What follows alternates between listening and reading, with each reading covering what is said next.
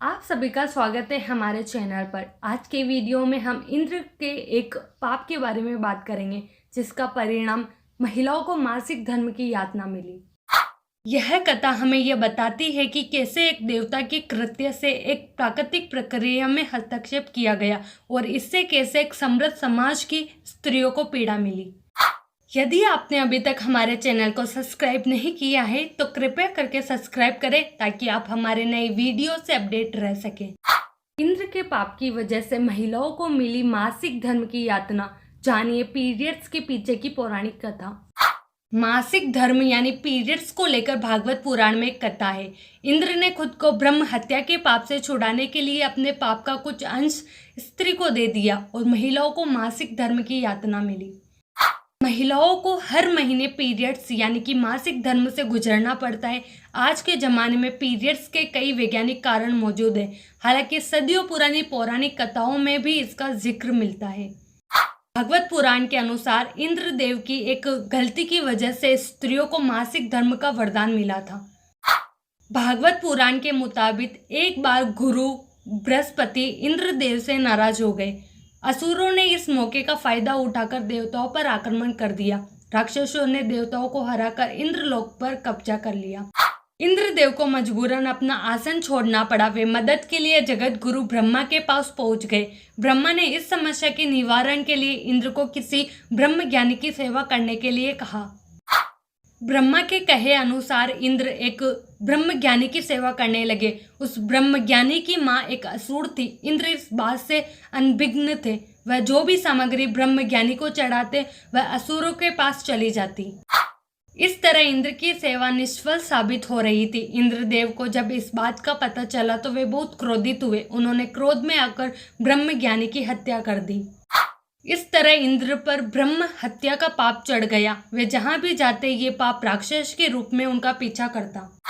थक हार कर इंद्र एक फूल के अंदर समा गए और वहीं पर छिपकर भगवान विष्णु की आराधना करने लगे। कई सालों तक तपस्या करने के बाद विष्णु इंद्र से प्रसन्न हो गए।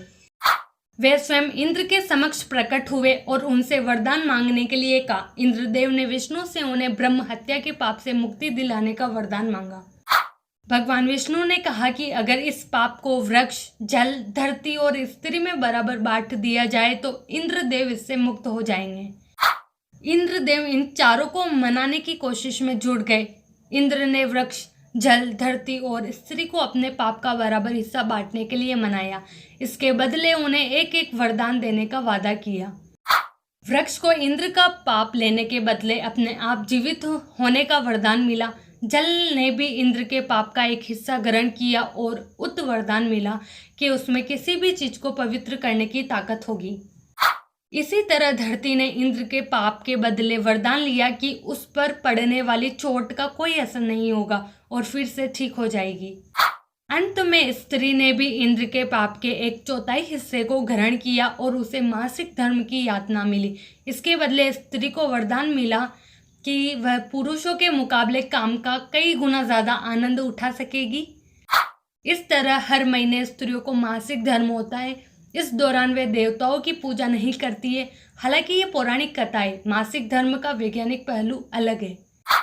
विज्ञान में पीरियड्स को एक सामान्य जैविक प्रक्रिया माना जाता है जो महिलाओं को गर्भ धारण करने के लिए तैयार करती है और इससे महिलाएं शारीरिक रूप से स्वस्थ रहती है।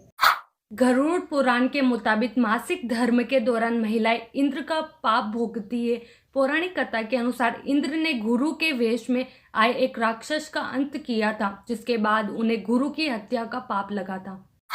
उस पाप को कम करने के लिए उसे नदी, धरती, वृक्ष और महिलाओं में बांटा गया। महिलाओं के बीच वो पाप पीरियड्स के रूप में सामने आया। पीरियड्स के दौरान महिलाएं अछूत मानी जाती है, साथ ही उन्हें काफ़ी कष्ट झेलने पड़ते हैं। वे इस बीच न तो वो कुछ काम करती है और न ही घर से बाहर ही निकलती है। पहले के समय में महिलाओं के लिए मासिक धर्म के दौरान अलग व्यवस्था की गई थी।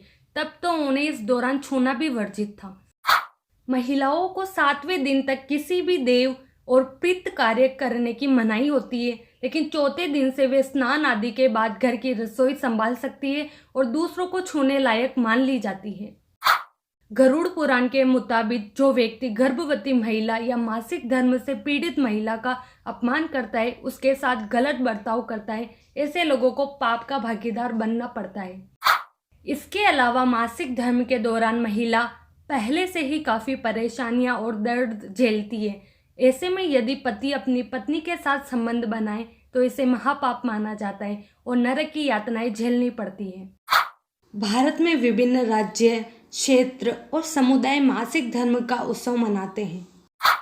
ओडिशा में इस त्योहार को राजा परबा या मिथुन संक्रांति कहा जाता है। यह 4 दिवसीय त्योहार जो लड़की के नारी तत्व में परिवर्तन का उत्सव मनाता है। पहले दिन को पाहिली राजा, दूसरे को मिथुन संक्रांति, तीसरे को बासी राजा और आखिरी दिन को वसुमती स्नान कहा जाता है। ऐसा माना जाता है कि त्योहार के पहले 3 दिनों के दौरान देवी पृथ्वी की रजस्वला होती है। उत्सव के दिन से पहले, जिसे सजबाजा कहा जाता है, पूरे घर को साफ किया जाता है और त्योहार के पहले दिनों में मसालों को पीसने वाले पत्थर पर पीसा जाता है। जबकि सभी तैयारियां चल रही है, महिलाएं त्योहार के दौरान आनंद लेती है और नए कपड़े, आभूषण पहनती है और अपने पैरों पर अल्टा लगाती है।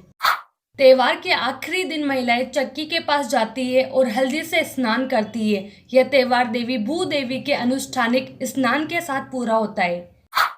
असम में मासिक धर्म उत्सव को तोलोनी बिया, नुआ तुलोन या शांति बिया कहा जाता है। असमिया में बिया शब्द का अर्थ विवाह होता है। इस प्रकार तोलोनी बिया लड़की की पहली माहवारी के बाद की एक प्रतीकात्मक शादी है। यह समारोह बड़े ही हर्षोल्लास के साथ मनाया जाता है और इस उत्सव का उद्देश्य लड़की को मासिक धर्म के बारे में शिक्षित करना होता है। लड़की के माता पिता और पड़ोसी उसके स्वास्थ्य की भलाई के लिए प्रार्थना करते हैं। उत्सव के अलावा समारोह के बाद लड़की को एकांत में रखा जाता है और उसकी गतिविधियों और भोजन पर प्रतिबंध लगाया जाता है, जैसे घूंघट के साथ घर लाया जाना, केले के अलावा कोई भोजन नहीं करना, एक कमरे तक सीमित होना, परिवार के पुरुष सदस्यों के साथ कोई संपर्क नहीं रखना। इस पौराणिक कथा के माध्यम से हमें यह सीखने को मिलता है कि हमें प्राकृतिक प्रक्रियाओं का सम्मान करना चाहिए और अपने कर्मों का उचित प्रायश्चित करना चाहिए। महिलाओं की यह यातना हमें उनके साथ अधिक समझौता करने के लिए प्रेरित करती है। चलिए हम सभी मिलकर एक समृद्ध और समान समाज की दिशा में कदम बढ़ाते हैं। अगर आपको हमारी वीडियो पसंद आई तो इसे लाइक करें, शेयर करें और हमारे चैनल को सब्सक्राइब करें।